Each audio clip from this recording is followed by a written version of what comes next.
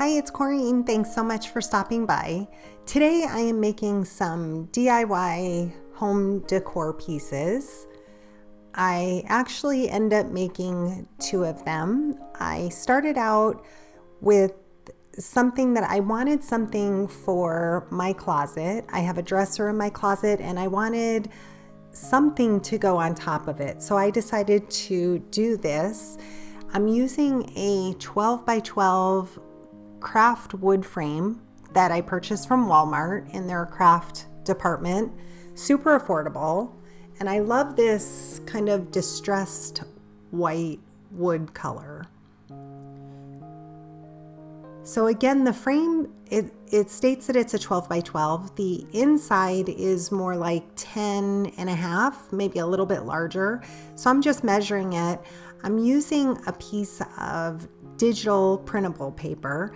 This is Cartabella's Christmas market. I wanted some sort of wood colored paper in the back. So I just sized it, made sure that it fit nicely.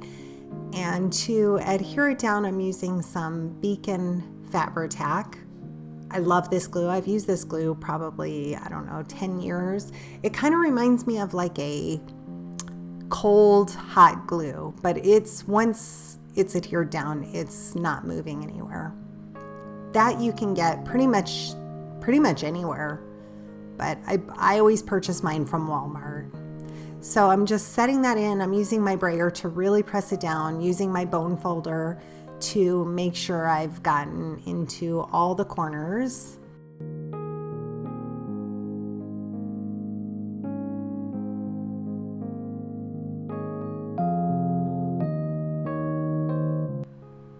I like using digital papers because if something were to happen, I could print it out again.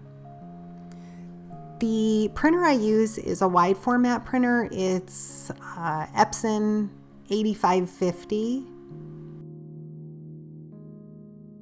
Here is the letter C for my first name, and I purchased these from Amazon.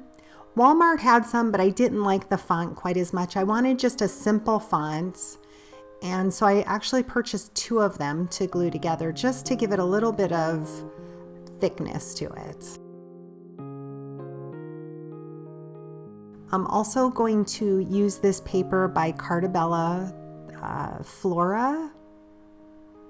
I'll make sure to link both paper collections down in the description box, but I believe it's the Flora number 3. So I just flip that over. I'm using a pencil and I'm lightly going to trace my C. I wanted to go ahead and paint the wooden letter, but before I did that, I'm going to go ahead and trace it just to make sure I don't get paint all over the back of that pattern paper. And then I'll fussy cut that out a little bit later. So I'll set that aside while I'm painting the wooden letters.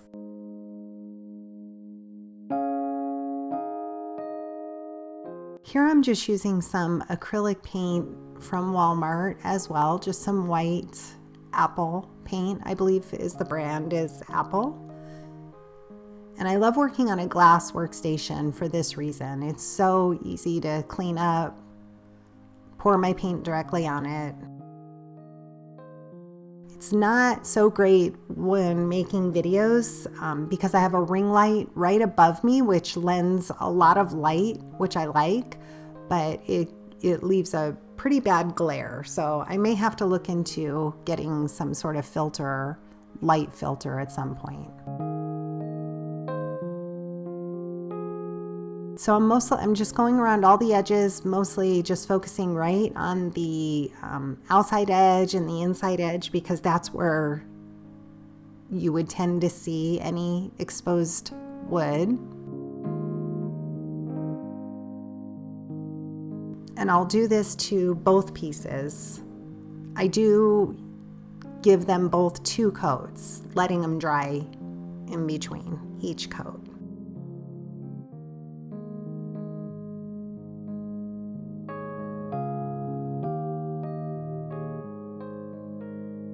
So while letting them dry, I just set them on some stamp blocks That way it just kind of keeps them raised off the glass surface.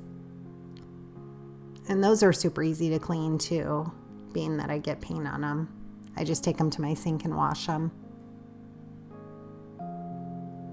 So I want to go ahead and glue these together. The paint, I didn't give them a really long time to dry, so I was a little worried about paint getting on it, and I didn't want that to get on my black mat. So I set down a piece of wax paper, and I'm just going to use the same Beacon Fabri-Tac and give them a chance to dry. You can also use hot glue, but if your hot glue dries and it dries a little before you can fully press them down, it's not going to be as close of a seal. I hope that makes sense. So I like to use just wet glue, put some heavy paper on them, and set them aside. I can work on other things while I'm doing that. So here I'm just taking away most of the excess paper, and then I'll go through and take my time and fussy cut this out. Again, I loved how this paper looked with that wood grain paper in the background. I thought it was a great contrast to it. So of course I speed this process up in the video quite a bit, but I did really take my time and made sure I got a good cut using some fine detailed scissors.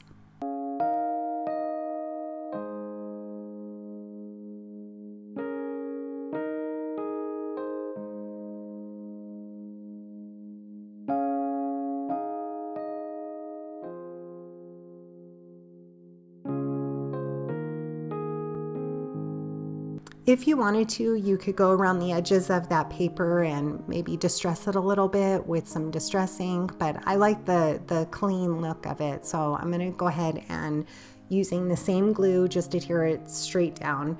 And again, set some heavy papers on them and set it aside to dry.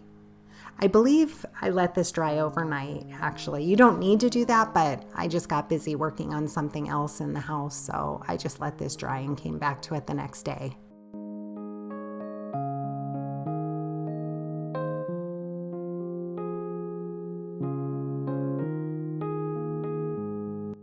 So like I mentioned earlier, this is to go, I have a dresser in my closet and the wall space above it just needed a little something, so I thought that this would be a great idea. And when this project was done, I held it up in a blank wall spot in my craft room and it looks so pretty. So I was trying to decide, should I just use this in my craft room? But I really wanted something in my closet. So I decided, instead of making the exact same thing, I didn't want to make the same thing. I decided to do the same project using, different items. It's not identical. And I ordered some wooden hearts from Amazon as well. So you'll see in the photos, and you may have seen it in the beginning, the finished heart project. I didn't film that because it's literally the same process. Again, just using a little bit different trim. Like here I'm using this rhinestone trim that I got from Michael's years ago. It comes in a large roll in the wedding section, and that lasts a very long time. I probably bought that roll probably over 10 years ago. So I'm using my hot glue gun, just going around the entire outside. I do end up going on the inside as well because it looked really pretty. I kind of held it there to see what I thought, and it ended up looking really pretty. So I'm just slowly doing little pieces at a time.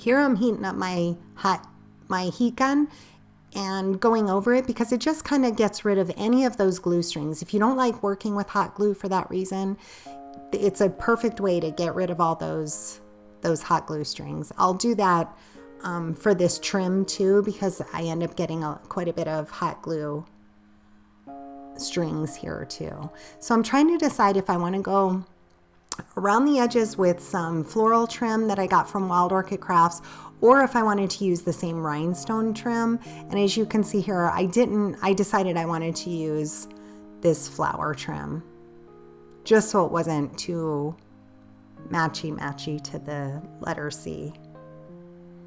So again, taking my time just going around the perimeter of this wood frame.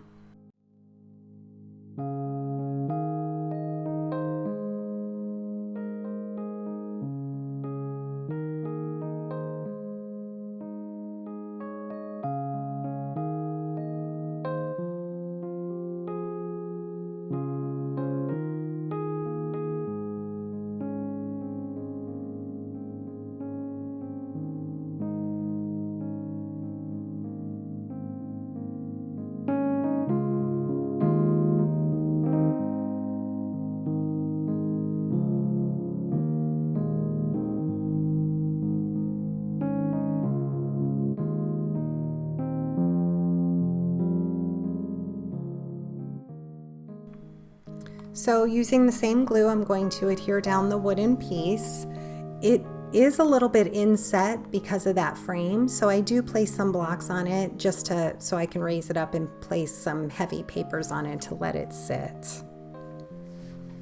Now I just pulled out several packs of Wild Orchid Craft flowers. I've had these in my stash.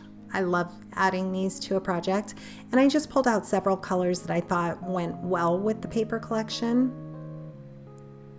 I pulled out a bunch. I don't use them all, but I just kind of lay them around, and I decided I'm just going to start gluing them down, see what looks good, and go from there.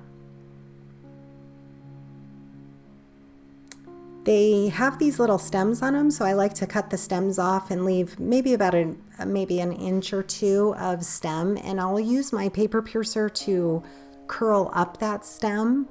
And I love the look of that, just kind of tucked throughout the flowers, just the little stems coming up. Here I pulled out some glitter bows that I had in my stash. I don't end up using them, but I wasn't sure at the time what I wanted to use.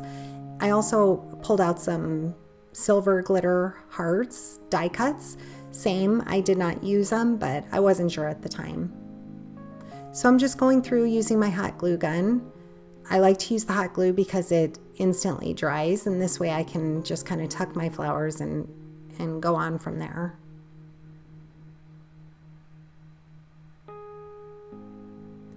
I do also pull out some leaves from Wild Orchid Crafts. You may be able to see those on the left-hand side there. And I just kind of tuck a few here and there just to give it a little more greenery, cutting them as I need. I'll be sure to link everything that I used that I can find down in the description box. But if you have any questions, just let me know. I'll be happy to get back to you on that.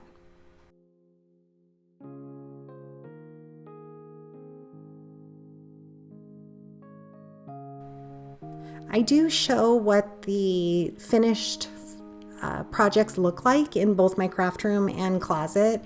It's not the best lighting to be able to see. My closet doesn't have any windows in it.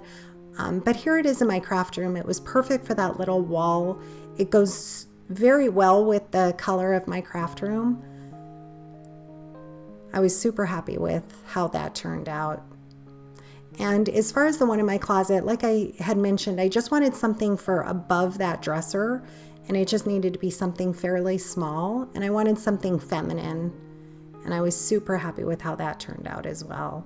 I will have closer photos at the end of this video showing up close how these turned out. Here I also pulled out some little jewels that I had in my stash, some pearls, and I believe I used only white pearls. I used 2 different sizes and just kind of tucked them in around. So I will continue to decorate this. I will take my heat gun to it to get rid of any of the glue strings. And I hope you stay till the end. If you would, please leave me a comment. Let me know what you think of these and give it a thumbs up. And if you're not already subscribed, I would love for you to subscribe to my channel. I hope you enjoy the process.